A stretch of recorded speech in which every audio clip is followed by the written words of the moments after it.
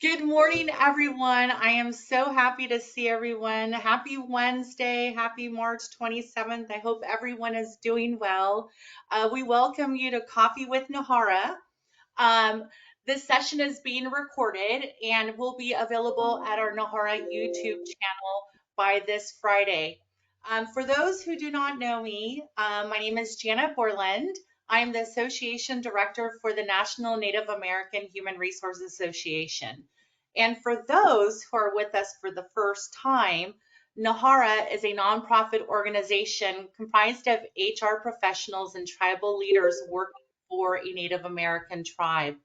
What began in 1996 with a few HR tribal folks gathering to network and learn from each other has grown into this awesome national organization representing over 400 tribes nationwide. Nahara, we provide tribes with knowledge, support, and resources to lead your tribe to success and while protecting the sovereignty. Today's session, I'm super excited. Nahara is proudly presenting Purpose and Performance, Chris Providence and Luke Freeman from PNP. They are a Native American owned performance development agency with founding belief that business evolution begins with courage of individuals. Today, they will both share HR leadership development, elevating your role as strategic partner to executive leadership. Luke and Chris will share valuable insights and practical strategies to help you elevate your role as a strategic partner and influential leader within your organization. We are so lucky to have them both. You guys are always so busy, and we thank you for being such a great supporter to Nahara for the last couple of years. It means a lot. We really value your insight, your education, and we're really super excited to have you both with us. Like I said, today's session is going to be recorded and is going to be uploaded on our Nahara YouTube channel this Friday. If you can, if you want to make a comment, I spoke to Luke. There is a button that says react or raise the hand. And then also, please feel free to utilize your chat box. I wanted to introduce to you, I'm so excited. We have Dorothy, who is our Nahara board member. Dorothy, would you like to say a couple of words? Sure. Good morning and welcome everyone. I'm excited about this topic and I'm looking forward to learning. I'd like to thank the gentleman for offering to do this training and give us information. I just want to welcome everyone if this is your first time. We always have great topics on Coffee Talk and would invite you to join us in the future. And I just want to invite you to our annual conference at the end of September. It's usually held the third week of September. And if you haven't been to our conference, you need to come and meet other HR leadership and network, with other people in tribal in Indian country. And I look forward to seeing Chris and Luke. They're there every year, so and get to see them every year that they're there. So just welcome. Just to let you know, I'm a board member of Nahara. I've been a board member since 2016. I work here at Wild Horse Resort Casino as an employment manager in Pendleton, Oregon. Been here 14 years. So I have about 17 years in human resources. So just wanted to say welcome and look forward to seeing you in the future. Thank you. Thank you, Dorothy.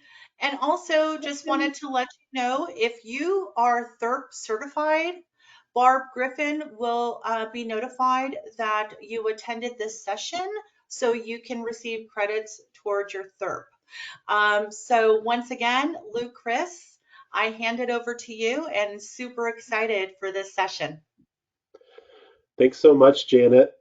I just want to pile on to what Janet and Dorothy just shared, and really encourage anyone who isn't already planning on going to the annual conference to make that a priority. I know for Chris and I and Nicole and Hannah and other folks on our team that you might have met, it's just one of our favorite events to speak at. The vibe is always so great. It's very family-like, and you can tell there's folks that just have shared purpose and are there to really support the tribes and the tribal citizens that they exist for, right? That they're creating resource for in their roles, and there to develop themselves and learn how to develop their organizations. And so, yeah, just love the work that Nahar is doing, and thanks so much for giving us the opportunity to share a little bit today. So I'm going to hand it over to Chris, and we'll do some intros, and then we'll get running. You bet. Well, thank you for the gift of your time. I'm Chris Province. I'm one of the principals here at Purpose and Performance Group, and here we basically believe in transformative performance. Not only how do we improve and elevate businesses, but how do we elevate the people within those businesses that ultimately make the magic happen. And as Janet mentioned, we do believe that transformative performance really starts with the courage of one leader, and where we can set a climate and create a culture where really healthy behaviors are the outcome as we just continue to move our enterprise up and to the right.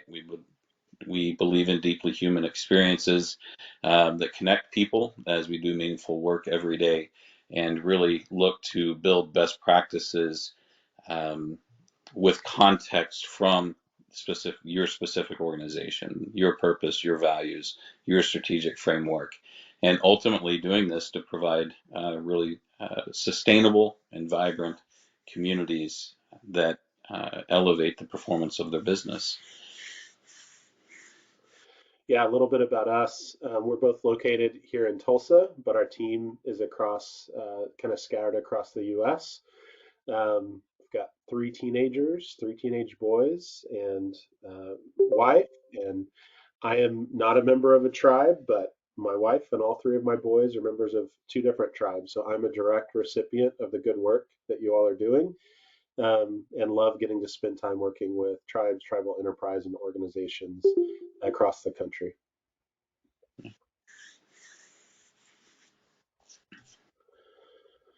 So as Luke mentioned, we really key in on a clear and explicit strategic framework. And as we enter this conversation today, we really want to call out like the role of business leaders helping develop, advance, and protect the strategic framework of your organization. And this kind of follows our core belief that we can create thriving communities by activating our shared purpose, everyone understanding what is the greatest good we can accomplish as an enterprise. And typically that will fuel economic engine, career development, personal development, and all the goodness and meaningful work that follows. Yeah. So a couple thoughts as we jump in here, for getting the most out of today. I mean, our goal is for this to be valuable to you, and so our ask is that you prompt us and direct us to whatever conversation is going to give you value. So if you want to take notes for yourself, we're going to have times as we pause after each section to take some notes for maybe action items for yourself, takeaways. Also, there's the hand raise button, so raise that. I'll keep an eye on that as we go. And then feel free to unmute and speak up if you have a question. We're going to be monitoring the chat, so you can use that as well. We're actually going to have some questions for you to enter into the chat, so be looking for that. But also, yeah, ask questions as we go. We will have time for discussion at the end, but feel free to pause if you want to really dig in on anything that we talk about today. All right, so our agenda. We're going to do some conversation here in a second, and then three main topics when we talk about how we become strategic partners. As an HR leader, how we become a strategic partner to executive leaders in our organization, how we manage our personal brand so that people approach us and see us as that thought partner, that person who is critical to moving strategy forward, who's critical to any kind of weighty conversation or decision in the organization. Here's what we're going to talk about: purpose and strategy, understanding that, learning as an HR leader to play both offense and defense, and then how we cultivate our own mindset so that we are always practicing the game that we're playing. and getting better and better throughout our careers. And then we'll have time for discussion at the end. But let's kick it off with the chat. When we are not seen as a strategic partner, when HR is kind of pushed off to the edge, they don't have a seat at that decision-making table, they're not seen as that strategic thought partner for executives, what are the consequences for the organization, for our team members, for you as an HR leader? Let's enter into the chat. Let's do some brainstorming. What are consequences of HR not being seen as a strategic partner? We'll give ourselves a minute or two here.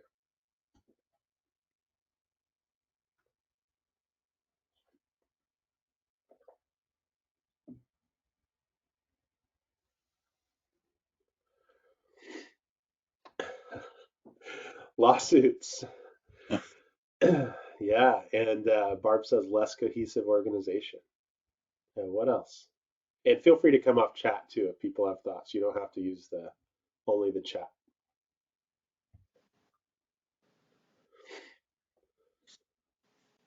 Okay, delayed responses that cause staff turnover. And we're going to talk about that. Basically, action orientedness, especially when we have team members in other departments who are very action oriented. Zephyr, good to see you. Puts us into a place of having to be reactive with people operations. Yeah, so if we're finding out about something when someone's already tendered their resignation, we're not able to be proactive, right? Or when we find out someone doesn't have the skill to do the role that they were put in too late, yeah, we're put in a place of reactivity. Frustration, confusion. Yeah, it's our belief that really more than anyone else, and this is a little bit debatable, but for the sake of argument here, really more than anyone else, HR is the steward and the champion of engagement.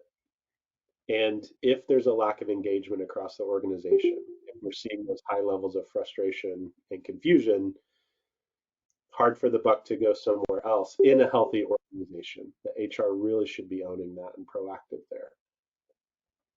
Easier said than done. All right, Chris, how about you? What are your thoughts? When HR isn't seen as a strategic partner, what are the consequences? Well, I think information flow creates a real challenge, and specifically around like our values and how those are showing up to team members and ultimately the customer or the guest. Just misalignment. Who's really championing organization's values into our products, into our services, and into our relationships between leaders and direct reports. And I think that can be really expensive for an enterprise. Not only costs dollars, but team health, and puts us in situations where we have to do really big lifts in order to get these things realigned. Yeah, and for better or worse, that's where oftentimes we find clients when we come in. And I know we've got some friends from RDW on here as well, right? So oftentimes folks like us end up showing up when things have gotten really misaligned, oftentimes because of that lack of information flow and because of the lack of trust in HR, where if we had been able to been proactive as an HR team in stewarding and shepherding the values of the organization from the get-go, right, we wouldn't find ourselves in kind of crisis mode as often.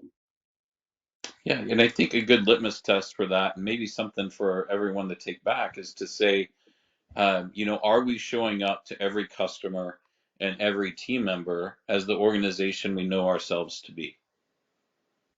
And really saying, does every practice reflect what we believe is valuable? And that applies to, does every product, does every service touch point, is it reflective of our organization's values and our greatest good? And that's really called to action here in why purpose drives profit, specifically in service organizations. This idea that it's our purpose, it's our greatest good that really guides the team member experience, what we believe about how someone's career should be stewarded, how their competencies should be developed, what we believe about that should show up in our practices, whether that's setting up interviews, how we interview, our orientations, our onboardings, um, career development, performance management, recognition, all of those practices that HR ultimately is responsible for. The tone for those should be set by our organization's purpose and then informed by our values. And, HR plays such a role in supporting those values being activated through those practices, creating space for the right conversations and information flow with the team, and making certain that all those practices and policies are applied fairly. That ultimately defines that employee experience that creates the engagement level necessary to take really good product and really good service to the market. And when our products and our services have value added components that are really placed there by engaged employees, customers are satisfied. They're like, hey, this organization believes what I believe. We align. I'm going to be loyal to this organization because the things they provide me offer value. And when customers or guests take on that feeling and that sentiment, they're loyal. They stop buying from other places. They start buying more from us, and that's what creates that path to revenue growth. And so for anyone who says, well, this purpose thing feels really mushy, what I would say is there is a large gap between what the science knows and what businesses do. But understanding, like, ultimately how purpose and our greatest good generates revenue growth really through practices that HR is responsible for stewarding. So not having that strategic spot at the table can be really expensive. Yeah, and I just want to speak to that idea that what businesses do is way different than best practice that, we've known kind of in the organizational performance literature for a while out there. When you look at this process, if you start at value added service, that's where many managers start. That's their understanding of what creates revenue. Well, we give good service and our customers are satisfied, and so they come back and we're able to serve them, and that creates revenue growth, revenue sustainability. And so they focus all of their attention there. And we see this with folks that say, oh, we're going to do a customer net promoter score, or we're going to look at our Medallia scores, or we're going to look at our Google reviews. And that's going to tell us how our service is doing. And man, we just have to go back. We have to focus on that. We have to focus on capital investment. And that's where their head is all the time. And then we're always going to measure our revenue and our financials rather than understanding that in service industries, whether that's healthcare, government agency services, or gaming hospitality, like this game that we're playing has a whole other dimension that starts way back with why are we all here doing this? And the reality is, the more our employees feel aligned with why we're here and what we're all doing together, the more value added service they're going to create. So the level of service they experience is directly connected to the level of service that they give. And I think this is why we see that disconnect between HR being that strategic thought partner in some organizations. When you have an executive leader that doesn't understand this is the game they're playing, they only understand half the game. Well, of course, then they're not going to say, I need HR as a strategic partner, right? Only when they understand the full game that they're playing. And we as HR professionals are able to educate them about this game that we're playing, the human component of it. Can they really understand why we as HR leaders need a seat at the table? So oftentimes there's a lack of understanding that exists. All right, Yeah, so let's talk through a few kind of what we call non-negotiables for purpose and strategy. yeah, and Luke, I'd like to just start by getting your thoughts on uh, you, this idea of understanding our shared purpose or that highest possible good that's most likely to drive our economic engine. Like, if that's not explicit, like, what challenges do we have? How important is that to be explicit, and how do we go about getting there? Yeah, so I will say the default that lots of companies have is when you go in and ask, why do we exist? The answers that sometimes you get are incremental growth, right? We exist to grow a little bit every year so that we're building wealth for someone, and we exist so that I can work here and have a decent living, right? So the people who work here can have a decent living, and so the organization essentially continues, right? That's not a authentic, inspiring, highest possible good North Star for an organization. But without someone filling that gap, without someone explicitly saying, this is why we all get out of bed, this is why we come here, those things fill the gap. Well, I have to have a job, I have to work somewhere, and hey, this place needs to succeed. It needs to continue. We can't let it fail, right? Those are the things that fill that gap in the narrative. But so we as HR, if our executive leadership doesn't understand, we have to help them understand, why are we all here? What's the highest possible good that this organization can create in the world? What can we achieve? Now we have a leg up on tribal agency and tribal enterprise because we get to say, oftentimes we exist for the sustainable good of a community. There's a community of people that the work that we're doing serves and resources. We resource their continuation. We resource the viability and vibrance of that community, and that's why we're here. And by the way, if we exist to resource a vibrant, thriving community, why would we not be one internally as well as we're doing that for the tribe? And so we get a bit of a leg up, but being the people that call that out and continue to put that front and center for all of our managers, for our executive leadership, for every new hire that comes in the door, I think is an incredibly important role for HR. What are your thoughts, Chris? Yeah, I think to take this to a tactical example, there's some work in that I see some folks from that organization on the call today. We walked through this, why are we here? Really, we went down this path of saying, well, how do we define community? I mean, we're certainly responsible for um, providing, independence and self-reliance to the tribal community that we serve, but also our community is important. Like we want to create a thriving and supportive community of team members as well. So if that's our greatest good, let's really bond to that and say that's really our vision for what we can become. And then that purpose, like how do we activate that? For that organization, it's by creating stories worth retelling for our team members, for the guests that visit the enterprise, and for those tribal stakeholders. So how do we create really strong stories and activate that highest possible good of providing self-reliance for the tribe and creating a healthy, vibrant community of team members where we can all flourish? All right.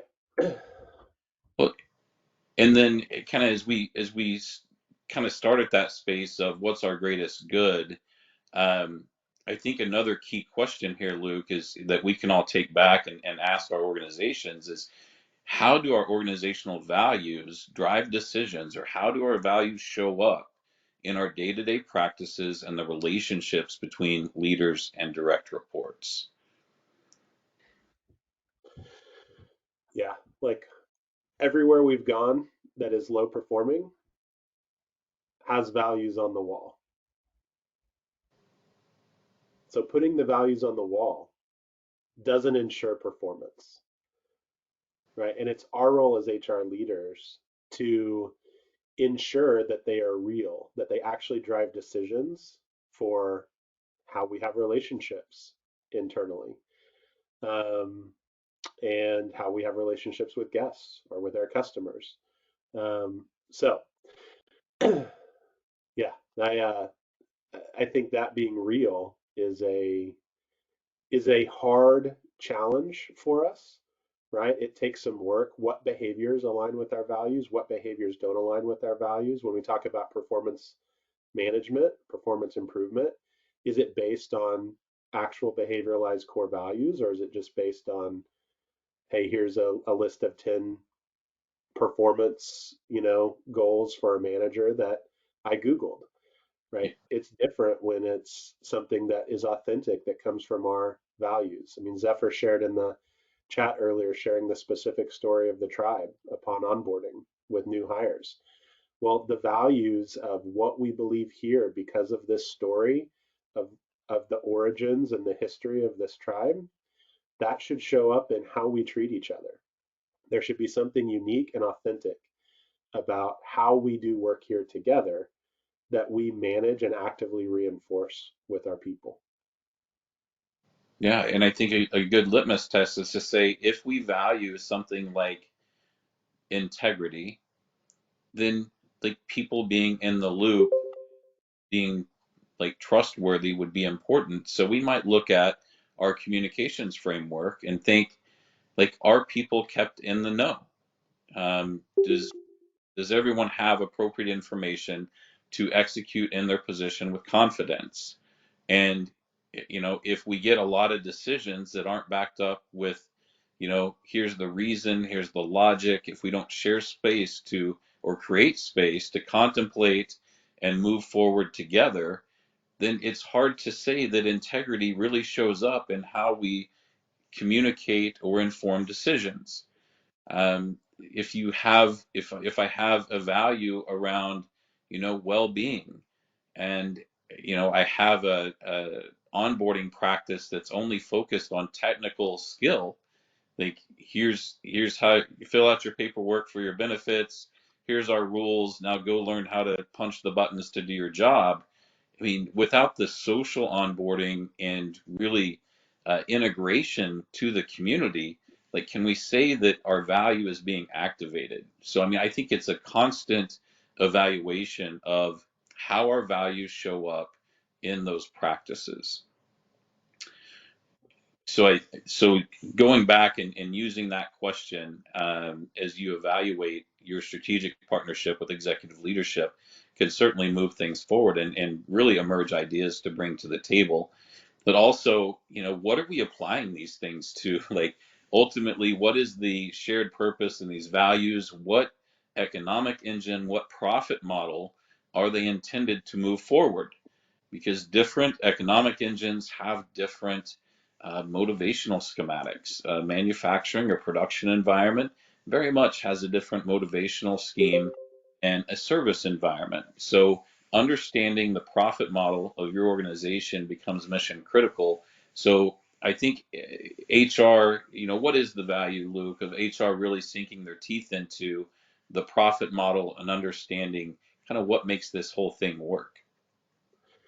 Yeah, so I think what we're getting at here is that there's a lot of value in being a generalist. And I don't just mean an HR generalist, in being a business generalist and understanding how the business works at every angle. And if you're running into personal career or personal brand roadblocks where you aren't seen as a strategic partner, this is something that you might want to consider. Do I really understand how every component of this business works? Do I understand how we create value for our customers? Do I understand how we create value or economic resource for the tribe? And if we see our roles as HR leaders as one cog in the wheel, but we don't understand the entire machine and vehicle that we're in, we're going to be limited in the conversations that we can have with executive leadership. And, best case scenario, we understand the economic model of our organization, whether it's grant driven, whether it's hospitality based and customer driven, whatever, we should understand it as well or even better than some of our managers and some other leaders across the company. The more we understand it, the better talent we should be able to attract and the more insight we should be able to gain. Um, we don't want to be the no people.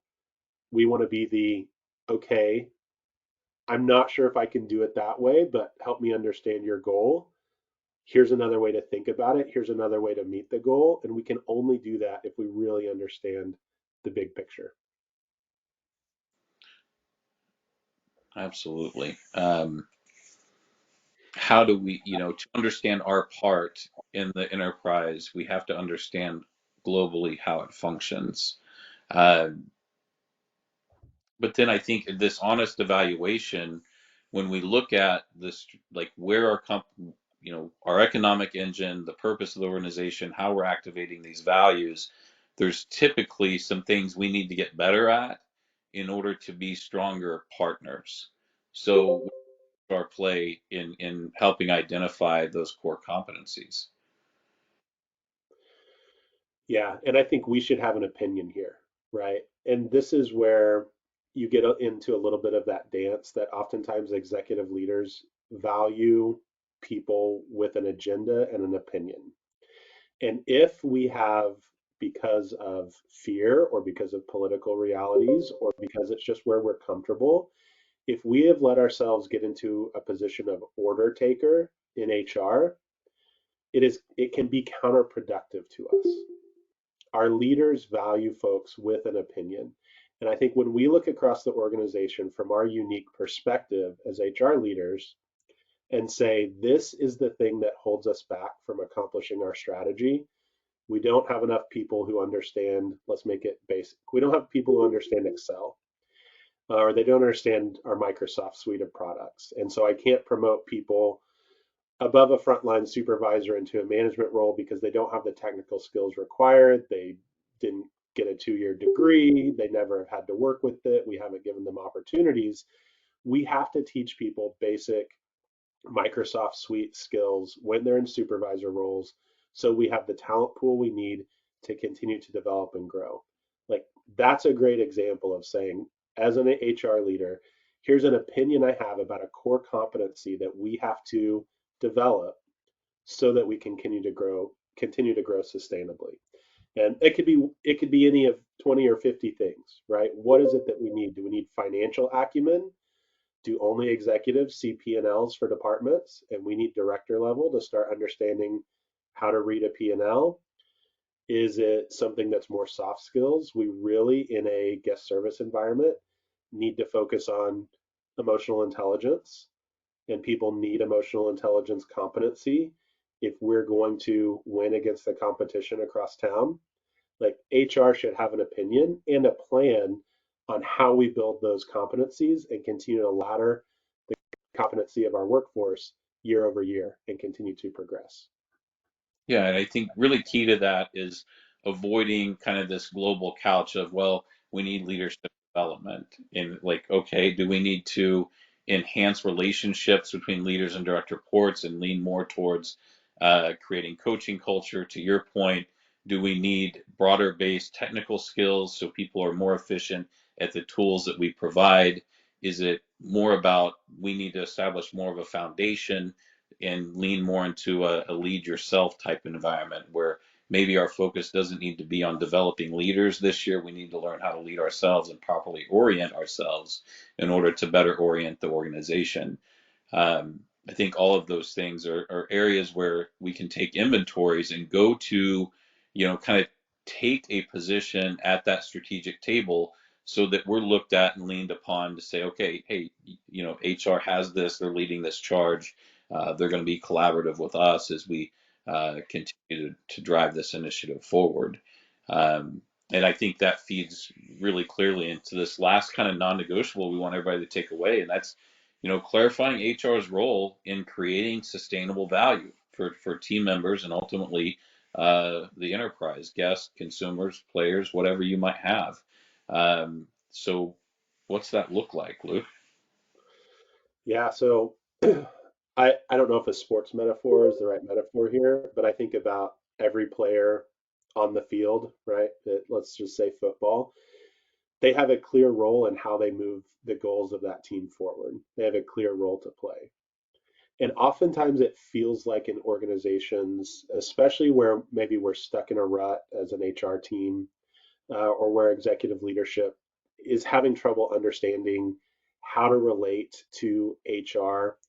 Some of it just comes down to role clarity and really saying, here is the thing that I do. In the same way that a quarterback, right? They know their job. Their job is to call a play, to throw the ball to the receiver, whatever, right? My role is what in advancing our shared purpose? Is it workforce development? Is it talent development? Is it risk management? Is it legal compliance? Probably a combination of all of those things and much more. But we have to have a story. We have to fill a narrative to our executive leadership to say, this is the thing I'm working every day to do as part of this team that moves us forward and creates value.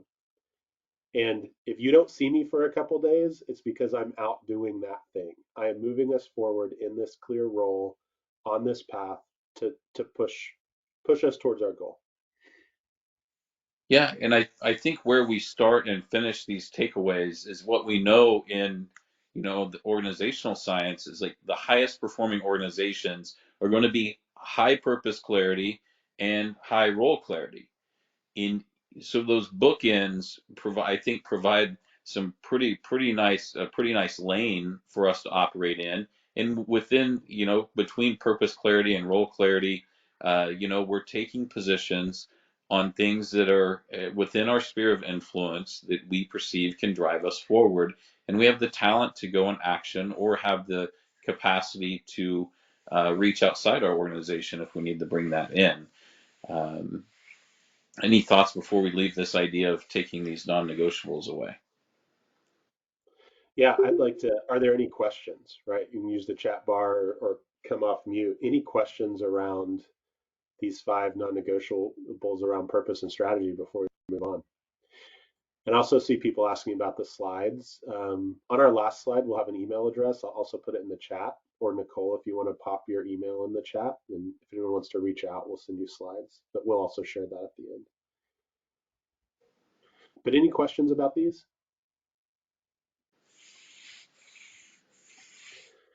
I think it rolls up into this. HR is ultimately responsible for championing the character of the organization. We haven't said this yet in this presentation, but the role of HR is only becoming more important.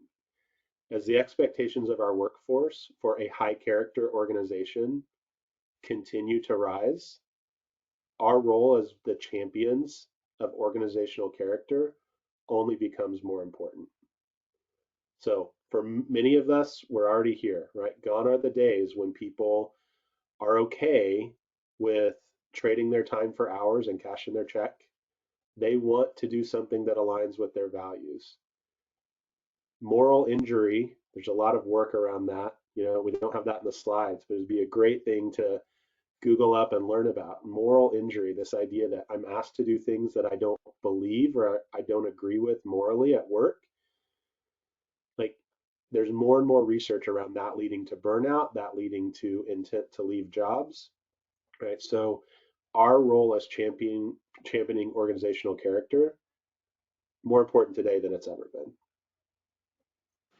Yeah, I think this idea that organizations having character is a little bit of a new concept, right? Or maybe we haven't thought about it that way before, but when we say this is our greatest good, here's our vision, here's our values, we're basically publishing the organization we know ourselves to be. And when we publish that statement of character and we view it that way, then it creates a whole different level of pressure on our practices. Yeah. All right. So we've talked about what we need to do, and we're going to do this kind of quickly in the interest of time. The clock's ticking here. But from our perspective, right? So all love to everyone on this call, right? We exist to serve you. We love working with tribes and leaders in tribes every day. But here's the trends that we see that are limiting behaviors that minimize the strategic relationships that HR has in organizations. So when we see HR leaders exhibiting these behaviors, oftentimes there's coaching required or some sort of clarification around, is this the right HR leader, right, for this organization, if they're not able to be coached out of some of these behaviors, right? And these are the things that executive leadership oftentimes comes to us and says, hey, can you help with this, with coaching for this specific leader? So I'm just going to run through them quickly. So low emotional intelligence, a lot of the time this has to do with fear. What is it that this person is afraid of that leads to kind of reactive or low EQ behaviors, right? Seeing their peers as threats rather than seeing their peers and directors of other functions as collaborators and people to create with. Um, Being territorial, so this idea that we default to no, or a lack of transparency and bringing people along, or a focus on the team two, which the team one, team two concept basically says that my team one, my first team that I'm kind of committed to, are my peers and the leaders I lead with. And my team two are the people that I lead that report to me. Sometimes we see that flipped, where the people that we lead are the people we're primarily beholden to and that we're serving, rather than the peers that we're leading with across the organization. So, what we know is that HR leaders always have good intent. They want to protect their team, they are worried about compliance, they're worried about legal risk, they're worried about lawsuit. And so this defaulting to no is not a heart issue, it's oftentimes a communication issue. And so when we're able to say, here's why we can't do that, here's why that's not politically tenable, here's why that's not legally tenable, here's why we have to think about it differently, tell me what you're trying to accomplish, let's brainstorm together, right? When people aren't taking that approach, they have that communication breakdown and people only hear a no. This next one, we already talked about a little bit. When values are words on a wall, but not in the heart of the folks who are out there doing the work every day, right? As Chris said earlier, our organizational character, people might lack ethical intensity, right? They might say, yeah, we believe these things, but in reality, that's not how it works, right? Those are things that degrade trust from our team members, from team members of other departments, and from our leaders. And then, Chris, do you want to talk about this mismatched energy level? You know, as a previous GM and operational leader, I think you have some weight there. Well, sure. That like I think it goes along with the ethical intensity. Um, are we activating our values? And if so, are we activating them sometimes? Are we activating them without fail? Are we activating them without apology?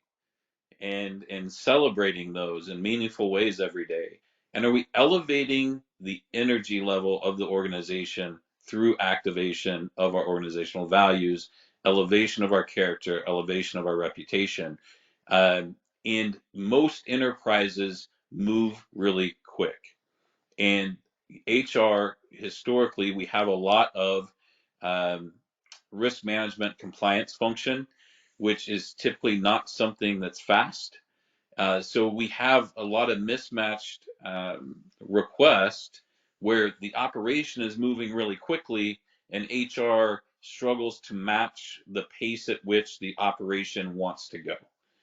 I'm not saying it's always possible to move as fast as the business, but the business expectation is always that all departments move at the speed of the business, and that the speed of the business moves at the speed of the problems of which we encounter. So if our system in HR isn't set up to address um, the problems of people in an effective, efficient, heart forward way, we're going to run into problems. So I think looking at how we're operating our HR support and saying, can we move at the speed of the enterprise and the speed of the problems that they encounter? Um, and matching that energy level makes us a much better strategic partner.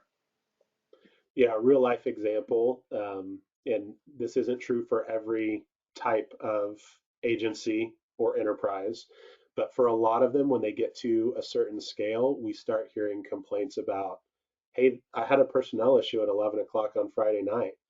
I'm like, HR wouldn't give me any time until 9 a.m. Monday. So I send the person home for 2 whole days. They don't get a decision. What do I do? I don't know how to communicate about it. Am I in compliance? I'm nervous because I don't know if I'm in compliance as a manager with what I'm doing or I'm not, right? Eventually, the pain is great enough that HR will figure out what's our on-call schedule so that we're available at the same times that the business is operating, even if that's 24/7. So I'm not saying that's an easy problem to solve, but it's an example of what feels to leaders as mismatched energy that we as HR leaders have to own that problem and say, how am I going to change that perception? How am I going to be perceived as someone who cares just as much about this as that manager at 11 p.m. on Friday who's wondering how to respond and if they're in compliance or not? Do I train really effectively so that they don't feel that? Do I give out my cell phone? Whatever, right? You guys know all the challenges. And then the last is the ability to navigate political realities, which in tribal enterprise, tribal agency, we know that oftentimes, especially if we have tribal member hiring preferences, things cannot be 100% fair. And do we have the ability to communicate effectively in a world where fairness is not always the reality, but we can still work to be as fair as possible in how we apply our policy and procedure to our workforce? So I'm just giving you one example of a political reality that we see that exists in a lot of places, but we also see HR leaders that aren't able to talk about that and aren't able to say, hey, look, there are some realities here. We have some competing motivations from different stakeholders. I am doing my best and I'm going to be as fair as I can possibly be in this scenario and in every scenario that's going to come after this. We should be able to communicate that effectively to a frustrated director who has someone on their team, to executive leadership, to board members if they talk to us. Absolutely. And Luke, I think it's very difficult when, and I think elevating the conversation to that board level, to council level, when possible, is helpful to say, it's very difficult to have climates where when this employee violates one of our values or is not protective of our organizational character, when this employee does it, we have a action conversation or put them through progressive discipline. When this employee does it, we don't. In elevating that conversation and like the constraints that introduces to leadership and our abilities to effectively operate a healthy and vibrant enterprise, like elevating those conversations and identifying the cost of those current realities to help alleviate those over the long term is helpful. But when we are constrained by those, like how do we communicate around them and find pathways to improve performance and not crutch political realities as an excuse for low performance? Yeah. All right. We are getting short on time, so we're going to keep moving here. And um, I'm going to move pretty quickly through this next session. I also want to say, Angela, I see your comment, so I'm going to give some time to that at the end. But I want to consider this quote for a moment. So HR's role is to move everyone in the organization from incompetence to competence across a myriad of domains while managing legal risk, right? This isn't a Merriam-Webster definition, but I think for this team, this can be a helpful way to express that we are both playing offense and defense as HR leaders. And if we find ourselves focused on only one side of this, only offense, we only are moving people towards competence and we're focused on training and development, engagement, whatever else we need to do, right? We are going to miss something and the organization is going to suffer. If we are only focused on defense, managing legal risk, whatever it is, right? Managing compliance risk, we are going to miss opportunity in moving the organization forward. So, intentional HR leaders learn to master this entire game, both offense and defense. And we're self-aware enough to know, hey, I'm an offensive player, right? I probably need a really strong defensive player on my team as well. They're self-aware enough to say, oh my gosh, somehow we ended up with a team of all defensive players. And I have got to figure out how we start to learn to play offense because when we come up against challenges, we always move into a defense mode because that's the game plan we know, that's the plays we know. And this is really going to require something that's a little bit more on the offensive side. So, Chris, I'm curious, where do you see this playing out, and what tips would you give on someone who says, hey, how do I create a team that's more well-rounded? Or if I'm an HR leader in a smaller agency or organization, how do I become more well-rounded?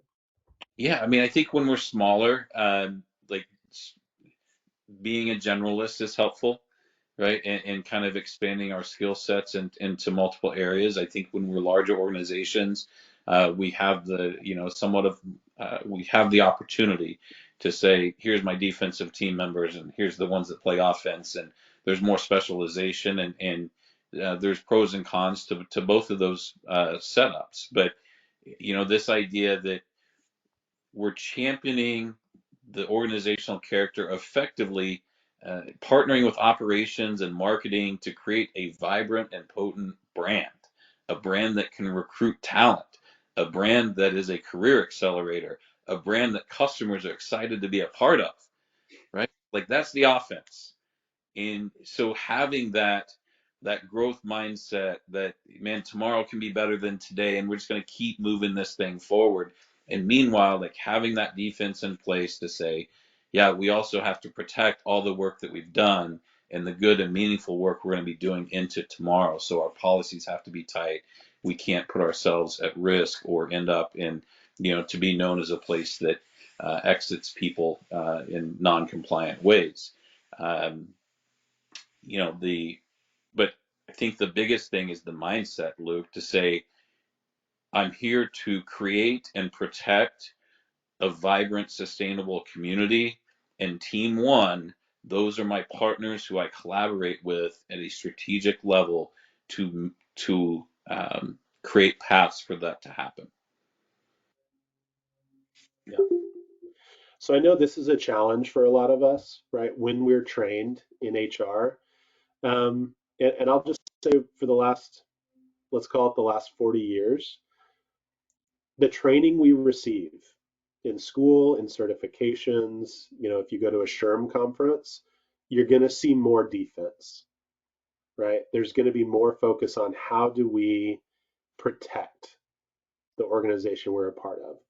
And I will say the last, let's call it 10 years, we have seen more and more need to how do we start to play offense. And when we talk about the personal brand of an HR leader, oftentimes when there are brand issues, personal brand issues, executive leaders or directors or peers that are having a hard time with us, if we take a more offensive stance and say, here's a way that I want to move us forward, or here's what I'm asking you, here's what I hear you asking, and here's how I want to solve that problem, right? Taking that offensive stance and practicing that, dipping our toe in that, can also help us improve our personal brand and our value with those executive leaders. And it's just the same. Apologies for the sports metaphors. I just can't stop today, apparently. It's the same for utility players on a team, right? When you go to your kids' sports or when you watch something on TV, those people that can do, they can they can perform in multiple scenarios and multiple situations. They get the ball more, right? They get passed to more. People know that they're going to come through and they start to depend on them. Unfortunately, that star player on your kid's team, right? Everyone's always going to pass them the ball or they're going to end up with it, but it's because people know that they're going to be able to get it in the goal, right? And we can become more that person that gets more passes as we become a utility player more and more, or build a team that really has a lot of utility. Absolutely.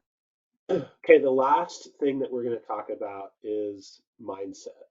So effective HR leaders model the way for both growth and outward mindset across the organization. So this shouldn't be new information for a lot of folks on here, but we're just going to run through mindset really quickly. So growth mindset is this idea that we can learn and change. This is what I'm good at right now. I know how to do these 5 things. I've done these tasks for multiple years. I'm good at it. And 5 years from now, I can be good at 5 more things and really great at that. I have the ability to change and grow and try new things, right? when I get feedback, I see it as something that has value, that moves me forward, that gives me insight into how I can be more effective. When I face a challenge, I see it as an opportunity to grow and build my skill set, right? Those are growth mindset. Fixed mindset, right? It's just the opposite. I've got what I got and I don't got anything else. This is the toolbox that was given to me when I was born into this world or when I exited school or whatever. That's what I got. That's what I know how to do. That's what I'm going to stick to. And so the more we can practice our craft with that growth mindset every day and learn how do I learn this art of HR leadership, the more growth mindset we practice, the farther we're going to find ourselves a year from now, 2 years from now, 5 years from now. And then Yeah. the second one is a little bit less familiar, but it's inward versus outward mindset. An inward mindset says, I need certain things and I'm focused on getting those things. An outward mindset says, I exist for a community. And this is one thing that we love about working with tribal enterprise, right, across Native America, is that communal outward mindset is the default. That's why these organizations exist. That's why a tribe exists, to maintain the sovereignty of a community that exists for generations. That's not about me, the individual. And we also live in this Western capitalism ecosystem where what I need as an individual is trained into us from childhood and trained into our young new hires and everything else. So we as HR leaders, we have to be those champions of that communal vision that what we do here is bigger than my career, where I'm going, my goals, what I need. It's about all of us and moving us forward. Yeah. Chris, what would you add to Yeah, that? and tying these together, this real igniter mindset, like how to be a better strategic partner, continuing to grow my personal skills and the skills of my team by having that growth mindset, and then applying those outwardly. The more I learn, the more people I can help with a wider variety of things, moving them from incompetence to competence. So if I stay flexible, my flexible mind, learn new things, give it all away passionately to help other people, and ultimately that gets me where I want to go. Got to give before we get. Yeah. So, three things that we covered today. One is as HR leaders, how do we build our brand? How do we become thought partners, strategic partners? We have to understand the game we're playing. What is our shared purpose? What's our strategy? We have to master that game, all sides of it, offense and defense. And we can't skip practice, right? We've got to stay in that growth mindset mode, doing it for others. And it is tiring and it is hard, right? We are in places that they exact a toll on us, right? The emotional labor required to show up for our teams every day is enormous, but we gotta keep showing up and not skip practice. So we've got about a minute left. I would love to just hear in the chat one thing that you'll start doing or do differently because of what we discussed today. If you're not comfortable putting it in the chat, write it down for yourself. But leaving with one action item, one application item, even if it's something really small, is going to make this hour worth your time. Just talking, no matter how good the ideas are, without one small little piece of application, doesn't get us anywhere. So, what's one thing that you can apply? If you're comfortable putting it in the chat, throw it in there. If you want to come off chat and have discussion, would love to do that too. I'm going to leave. We'll put this question in the chat, but I'm going to put it here so that you can get the email address for slides. We would love to talk to you. Chris, what would you say to wrap up? Yeah. One, thank you for the gift of your time. Today's the only day we're guaranteed, so you spending a little bit of yours with us is super meaningful. Thank you to Nahara. We hope to see everybody in September. If you haven't registered yet, make sure you jump on that. We look forward to that time every year. Check us out on our podcast. We talk about leadership, things like this on a weekly basis at Magic in the Room. That's available on any of your favorite podcast platforms. You can reach out for the slides to Nicole and Casey at purposeandperformancegroup.com, or check us out online at purposeandperformancegroup.com. You can learn about the work we do with tribes every day.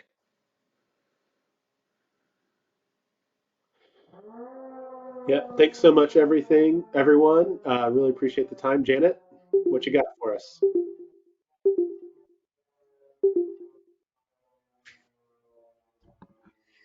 Oh, you're muted, Janet. Sorry about that. Thank you so much for your time. I really appreciate you. And I follow them in Magic in the Room, so I really encourage everyone to listen to their podcast. It's pretty amazing. Also, they will be at our annual conference this coming September. So I really encourage you to hop on our website, nahara.org, and see all the certification programs. We have a summit in New York coming up this May, and our annual conference is in September.